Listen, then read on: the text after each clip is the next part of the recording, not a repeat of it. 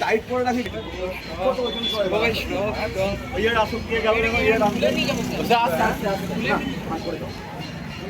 উঠা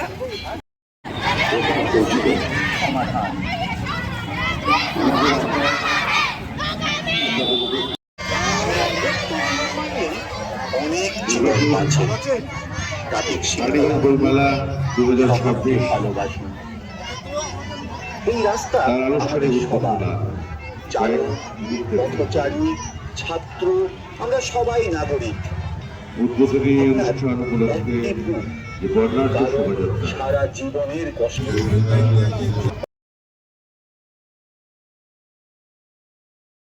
চলে যায় সেও পড়বে ফলটা হলো কিনা ওর কেনার জন্য ওই লোক চুরি করে দেয় নাম ছিল ফলটা কিনে বাড়িতে যাবে অতএব বই কিনে সাজিয়ে রাখলে ভবিষ্যৎ করলেও লাভ দ্রব্যের স্ট্যান্ডার্ড বা কোয়ালিটি যাচাই করার জন্য যে পরবর্তীকালে কোনোদিন যদি মনে হয় যে একটা বই কিনে যে 3 বছর আগে বাইরে এত বৃষ্টি পড়ছে কোনো জায়গায় যাওয়ার নেই এত ঠান্ডা পড়েছে সে যখন 2 বছর আগে কেনা বইটা আলমারি থেকে নিয়ে হয়তো একটা পাতা পড়লো সেজন্য তিনি বলেছিলেন যে বেনারসি কেনা তো হচ্ছে একটি সংস্থা যেখানে ভারতে বিক্রিত নানান জিনিসের কোয়ালিটি এবং স্ট্যান্ডার্ড যাচাই করা হয়।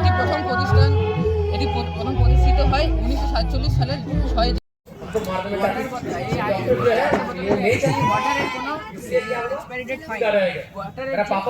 প্লাস্টিক আছে প্লাস্টিকটা আস্তে আস্তে এখানে গিয়ে ভেরিফাই এইচওআইডিতে গিয়ে নিজের এইচওআইডি কোডটা দেবেন, সেখানে সমস্ত ডিটেলস চলে আসবে, কোথা থেকে তৈরি, কত সব ডিটেলস পাওয়া যাবে। যদি সেখানে গন্ডগোল থাকে কিংবা এখানে ইনভ্যালিড দেখিয়ে দেয় তাহলে বুঝবেন যে দোকানদার আপনাকে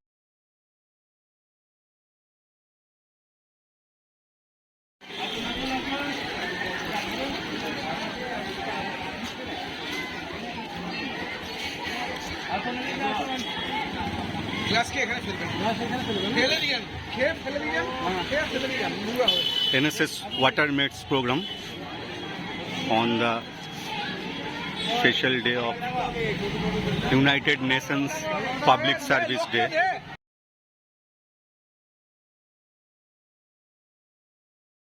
মানে এমন নয় কিন্তু যে শুধু স্টুডেন্টরা ট্রেনিং করলো বাড়ি চলে গেল তা না। ওয়েস্ট বেঙ্গল গভর্নমেন্টের থিঙ্কিং হচ্ছে placement link skill development program, এবং যেখানে 18 থেকে 30 বছর বয়সের ছেলে মেয়েরা এই প্রোগ্রামগুলো করতে পারে। পুরোটাই ফ্রি অফ কস্ট, কোনো পয়সা করি লাগে না, যেহেতু গভর্নমেন্ট প্রোগ্রাম। ঠিক আছে, কমিটমেন্ট কী লাগে স্টুডেন্টদের? শুধু 3 মাস 4 মাসের যে ট্রেনিং প্রোগ্রাম হবে তাতে যেন সে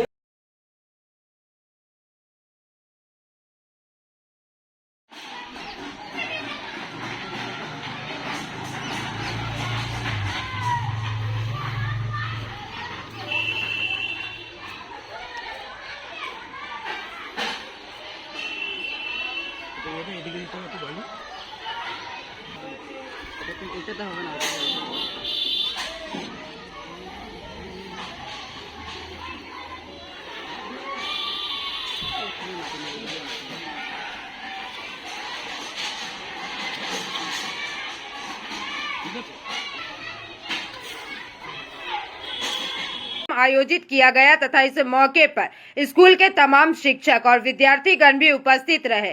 वहीं इस मौके पर मृत्युंजय मंडल ने अपने वक्तव्य रखे।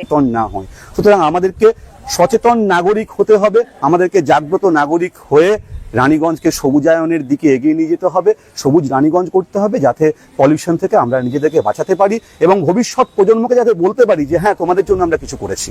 অ্যাজ এ টিচার হিসেবে, অ্যাজ এ গার্জিয়ান হিসেবে মানে স্টুডেন্টদের কি অ্যাওয়ারনেস করেন, তাদের মধ্যে কি সবুজায়নের লক্ষ্যে কি আমরা ক্লাস আওয়ারের বাইরেও ছাত্রদেরকে সবুজায়নের জন্য অনুপ্রাণিত করি।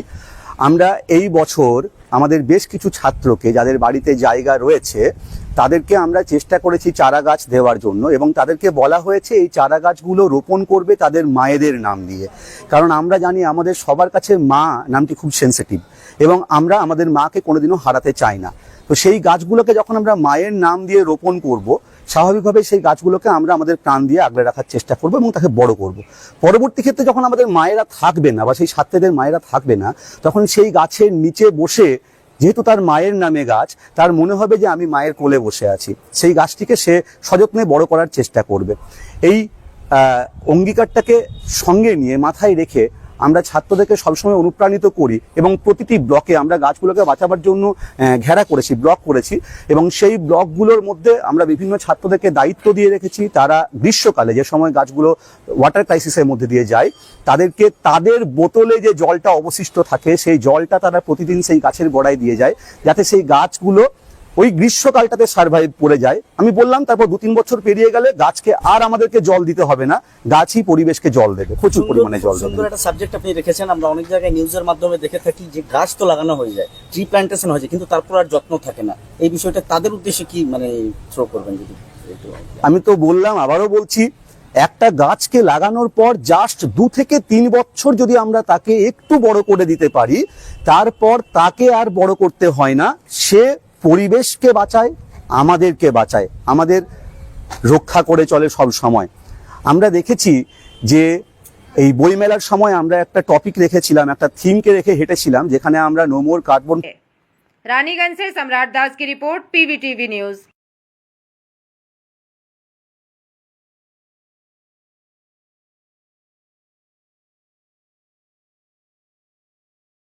টেস্টের জন্য প্রিজারভেটিভ মিক্স করা থাকে, আর লবণ থাকে, সল্ট থাকে বেশি পরিমাণে। তাহলে জাঙ্ক ফুডস হচ্ছে প্রি প্রিপেয়ার্ড ফুড, আগে থেকে তৈরি করা খাবার, যাতে নুন বেশি থাকে, প্রিজারভেটিভ বেশি থাকে। তাহলে এগুলো অবশ্যই আমাদের শরীরের পক্ষে ক্ষতিকারক। ধর কোল্ড ড্রিঙ্কস, আমরা সবাই খুব খেতে ভালোবাসি। কোল্ড ড্রিঙ্কসে কি আছে? ফ্যাট কোথায়? ফ্যাট কার্বোহাইড্রেট, চিনি আছে, চিনি, কার্বোহাইড্রেট আছে, এক গাদা চিনি আছে, আর কিছু নেই। মানে তোর খুব খেতে ইচ্ছে করছে, হয় কোল্ড ড্রিঙ্কস খেতে দেবে, না হলে আইসক্রিম খেতে দেবে। তাহলে কি খাবি? আইসক্রিম খাবি, কোল্ড ড্রিঙ্কস খাস না। কেন? কোল্ড ড্রিঙ্কসে শুধু চিনি খাবি। আইসক্রিম হলে তাতে কিছুটা অন্তত মিল্ক প্রোডাক্ট তোর বডিতে যাবে। হ্যাঁ, তাই জন্য এই জাঙ্ক ফুড গুলো, যেমন যেটা ওরা বললো মোমো আছে, চাউমিন আছে, পিজা, বার্গার, প্রবলেম কি? এই প্রবলেম হচ্ছে এগুলোতে প্রচুর বেশি ফ্যাট থাকে। প্রচুর বেশি ফ্যাট থাকার জন্য এগুলো, এই ফ্যাট ডিপোজিশন খুব বেশি হয়ে যায়, এতে সল্ট বেশি থাকে। তাই জন্য যে বাচ্চারা, বিশেষ করে আমেরিকার যদি দেখিস, আমেরিকায় যেহেতু সল্ট বেশি খাচ্ছে, এই ফুডস গুলো বেশি খায়, আমেরিকায় হাইপার টেনশন মানে প্রেশার বেশি, এইটা খুব কমন। ওবেসিটি, মোটা হয়ে যাওয়া ভীষণ কম। তাই জন্য এই যে ডিজিজ গুলো, এইগুলো কিন্তু এই মডার্ন খাবারের সাথেই চলে আসছে আমাদের। ঠিক? তাহলে আমরা কি কি জানলাম? খাদ্য পিরামিড জানলাম, সুষম খাদ্য জানলাম, খাদ্যের বিভিন্ন যে ইনগ্রিডিয়েন্টস তাদের নাম জানলাম, তাদের মধ্যে বডি বিল্ডিং ফুড জানলাম, এনার্জি গিভিং ফুড জানলাম, আর যে ফুডগুলো আমাদের রোগ প্রতিরোধ ক্ষমতা গড়ে তোলে সেগুলো জানলাম। হ্যাঁ, এরপরে একটা আসছে ভিটামিন। এবার ভিটামিন সম্বন্ধে কে বলবে? আমার দিকে টাকা কোট বল, কি কি ভিটামিনের নাম জানিস? একটা বল, একটা ভিটামিনের নাম বলতে পারবি না? বল। ভিটামিন এ, ভিটামিন ডি, তো অনেকগুলো বলে তুলি, ভিটামিন সি। ভিটামিনকে দুভাগে ভাগ করা হয়, কে বলবে? বল, বস বস বস বস। ভিটামিনকে দুভাগে ভাগ করা হয়, ভিটামিন কিসে গুলে যায় তার উপরে নির্ভর করে। কে বলতে পারে? বলো। ওয়াটার সলিউবল আর একটা ফ্যাট সলিউবল। ফ্যাট সলিউবল ভিটামিনের নাম কি? কে বল? পেছন থেকে একজন বল। ফ্যাট সলিউবল ভিটামিন, 4টে ভিটামিন, কি কি নাম? ADEK। হ্যাঁ, এগুলো ভুলিস না, এগুলো কিন্তু মানে কুইজের মতন মনে রাখতে হবে। ADEK হচ্ছে ফ্যাট সলিউবল ভিটামিন। বাকি যা ভিটামিন শুনবি সবগুলো হচ্ছে ওয়াটার সলিউবল ভিটামিন। ঠিক, এই ভিটামিন একটা নির্দিষ্ট পরিমাণে আমাদের বডিতে দরকার হয়। ঠিক, তাকে কি বলা হয়? RDA, routine daily requirement. মানে এর থেকে বেশি হলেও খারাপ, কম হলে খারাপ, অবশ্যই খারাপ। তা আমরা নিউট্রিশন পড়তে পড়তে আমরা এবার বলবো যে বিভিন্ন নির্দিষ্ট জিনিসের জন্য কি কি ডিজিজ হতে পারে যেগুলো আমরা সবাই ইজিলি ধরতে পারবো। তাহলে ফার্স্ট ডিজিজ কোয়াশিয়রকার। কে কে নাম শুনেছিস? কোয়াশিয়রকার বলে একটা রোগ শুনেছিস? কিসের অভাবে? কোয়াশিয়রকার প্রোটিনের অভাবে। হ্যাঁ, প্রোটিনের অভাবে একটা রোগ হয়, তাকে বলে কোয়াশিয়রকার। তোরা হয়তো দেখবি যখন টিভিতে বা ইত্যাদিতে আফ্রিকার কোন একটা গল্প দেখাচ্ছে, আফ্রিকার বাচ্চাদের ছবি দেখাচ্ছে, চুলগুলো খড়খড়ে সাদা বা খয়েরি খয়েরি।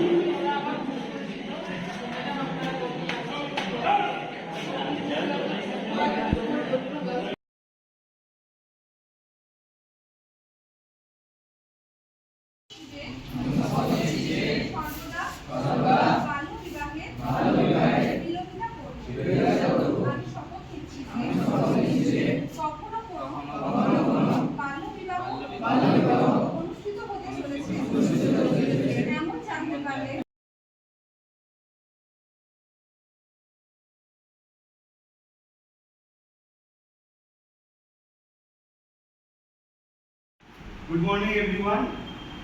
I am Mrityunjay Mondal, NSS Programming Officer of this school and Assistant Teacher of Sulakshodar High School of Political Science. Today I am going to discuss about a very vital and important issues, the binding issues of this society, of this digital age, understanding the cyber crime and cyber security. You all heard about the word cyber crime. Do you know what is cyber crime? Cyber crime কি তো জানো? সবার অবশ্য cyber crime তোমরা সবাই শুনতে তোমরা সবাই ফেস করছো cyber crime. Cyber crime is nothing but a criminal activity, a crime which is carried out by mobile, by internet, by computer and by the digital platform. It can affect an individual, it can affect all of us, it can affect a company, and even it is a issue for our national security. It's a threat for our national security. Cyber crime হচ্ছে এমন একটা criminal activity, এমন একটা crime যে ক্রাইমটাকে করা হয় আমাদের মোবাইলের মধ্যে দিয়ে, আমাদের ইন্টারনেটের মধ্যে দিয়ে, কম্পিউটারের মধ্যে দিয়ে এবং আরও ডিজিটাল আমরা প্ল্যাটফর্মগুলো ইউজ করি সেই প্ল্যাটফর্মগুলোর মধ্যে। তোমরা ক্রাইম ফেস করতে দেখেছো, আমরা ইন্ডিভিজুয়াল যে কেউ ফেস করি। আমাদের কাছে টুনটুন করে ফোনে একটা SMS এলো, কি আমি কোনো একটা কোম্পানির কাছ থেকে একটা সার্টেন অ্যামাউন্ট জিতেছি। আমি কোনো কিছু পার্টিসিপেট করিনি, কিন্তু আমার কাছে SMS এলো আমি 1 কোটি টাকা জিতেছি, আমি এটা চাই কিনা। তাই তো এই সবগুলো এই সাইবার ক্রাইমের পার্ট। সাইবার ক্রাইম কি কি জিনিস সাইবার ক্রাইমের উপর পড়ে? Hacking. Do you hear about hacking? The word hacking. What is hacking?